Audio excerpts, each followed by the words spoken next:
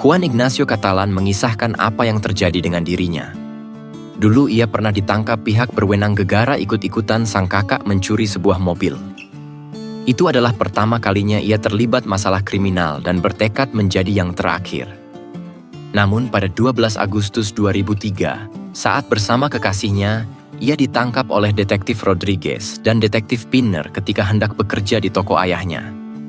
Detektif Rodriguez menyebut alasan penangkapannya karena ia dan abangnya menjadi tersangka pembunuhan Marta Puebla pada 12 Mei 2003. Juan pun ditahan untuk menghadapi preliminary hearing atau sidang pendahuluan, di mana hakim akan memutuskan apakah bukti-bukti yang ada cukup kuat untuk dilanjutkan ke sidang utama, atau justru akan membatalkan status tersangka.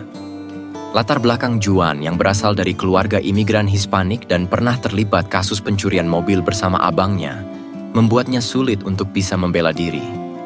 Dua detektif polisi yang meringkusnya yakin Juan adalah eksekutor di antara 5 pelaku. Detektif Pinner menantang balik Juan untuk membuktikan dirinya tak bersalah.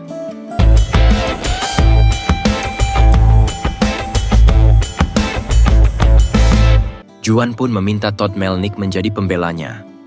Todd adalah seorang pengacara unik yang terkenal dengan acara TV-nya membongkar segala taktik curang yang terekam kamera. Todd tidak tahu bukti apa yang dimiliki penyidik dan jaksa penuntut umum untuk menjerat Juan. Berdasarkan pengakuan saksi mata, Detektif Pinner mengungkap jika pembunuh memiliki ciri-ciri fisik yang sama dengan Juan. Gaya rambut dan kumis kecil di bawah bibirnya. Juan pun terlibat perdebatan sengit dengan Detektif Pinner. Ia tak terima jika dianggap memelihara kumis kecil di bawah bibirnya. Jikapun saat ini terlihat ada, itu karena selama ditahan ia tidak mencukurnya. Namun Detektif Pinner tetap meyakini ciri itu milik Juan. Juan pun mendebat Pinner. Kalau memang itu ciri khasnya, kenapa saat kejadian ia tidak mencukurnya? Dengan nyinyir Pinner menjawab, mungkin saat itu Juan menganggap dirinya cool karena merasa tak ada saksi, padahal banyak saksi, ujar detektif yang menyebalkan ini.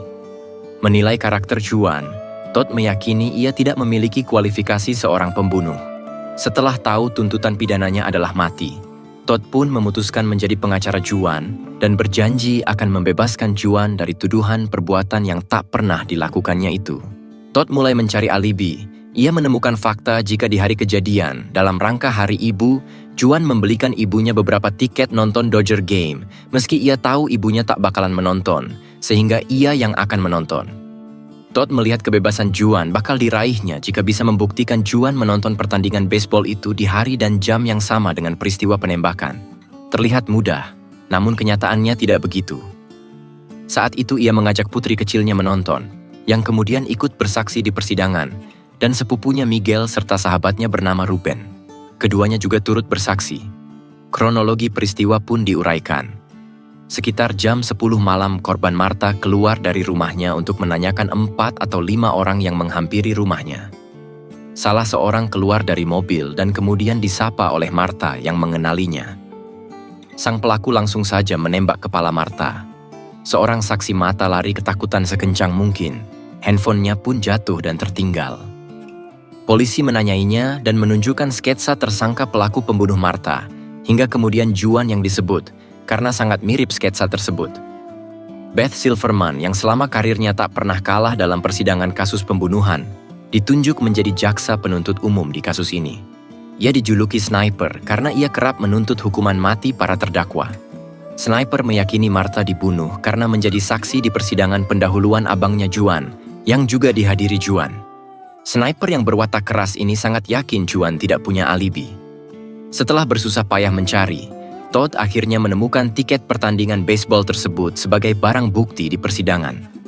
Namun bukti tiket saja tidak cukup, karena punya tiket belum tentu hadir di stadion. Todd harus membuktikan Juan benar ada di stadion. Ia pun mencoba mencari penonton lain yang melihat keberadaan Juan, namun tak ada satupun yang ingat atau mengenalinya. Mereka juga enggan bersaksi. Juan dipindahkan dari kantor polisi ke rumah tahanan dengan mobil tahanan khusus untuk tahanan berbahaya. Betapa hancur hati Juan dan kekasihnya menyadari ia dituduh membunuh secara keji dengan ancaman hukuman mati. Ia pun ditempatkan di sel tersendiri dengan penjagaan super ketat, di mana kerap terdengar teriakan tahanan minta tolong. Todd pun mulai melacak penampakan Juan di antara 50.000 penonton lainnya di rekaman kamera video stadion. Sebuah pencarian yang sangat melelahkan, dan belum tentu Juan terekam kamera stadion yang saat itu merekam acak. Akhirnya Todd menemukan sosok yang mirip Juan di nomor kursi tersebut, namun tak bisa jadi bukti alibi karena kualitas gambar beresolusi rendah. Juan memiliki daya ingat yang kuat terhadap detail pertandingan dan situasi stadion. Ia pun mengungkap pada Todd bahwa ada kegiatan syuting film di area dekat tempatnya duduk saat itu. Seorang pemeran utama diingatnya bolak-balik naik turun tangga. Todd pun langsung menemui bagian relasi media stadion, namun tidak ada catatan kegiatan syuting pada hari kejadian 12 Mei 2003 itu. Tercatat hanya ada nama sebuah rumah produksi yang tak dikenal dengan sebuah nomor telepon. Todd meneleponnya dan ternyata dijawab HBO. Sang produser Tim Gibbons sempat mengira Todd pengacara yang kurang waras karena mencari sosok Juan di antara 56.000 penonton yang mungkin tertangkap kamera HBO. Kendalanya, isi kamera tidak boleh rilis ke publik sebelum filmnya tayang.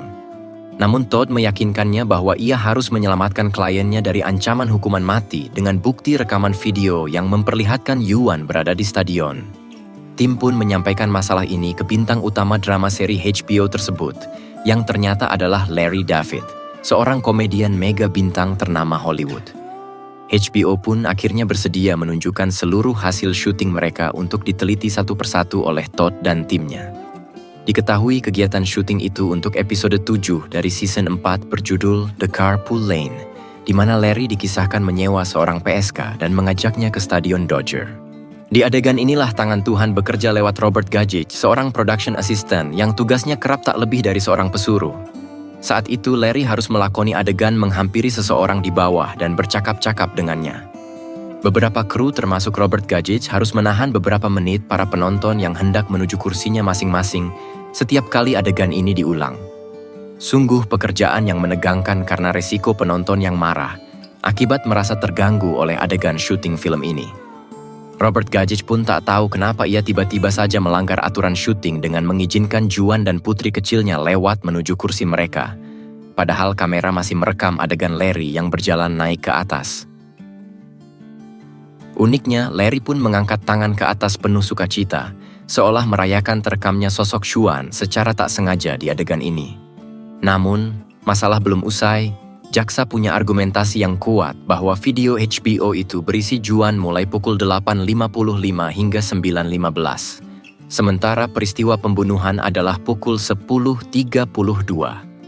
Jadi ada waktu buat Juan mengantar anak dan sepupunya ke rumah, lalu menuju rumah korban untuk menembaknya.